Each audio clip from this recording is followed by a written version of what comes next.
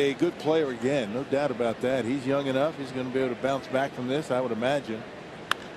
Lynn sends one deep right center, and he's watching this one fly. Home run for Adam Lind. A 2-run shot. That was a bomb out of here. Number 17 for Adam Lind.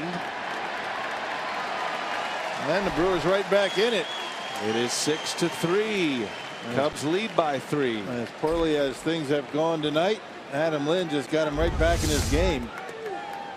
A breaking pitch. Adam Lind goes down and gets it on Marshfield Clinic's shining moment of the game at this point.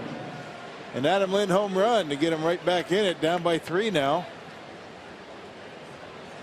The wind has stopped blowing here at Wrigley Field, so that was way back out there in right center.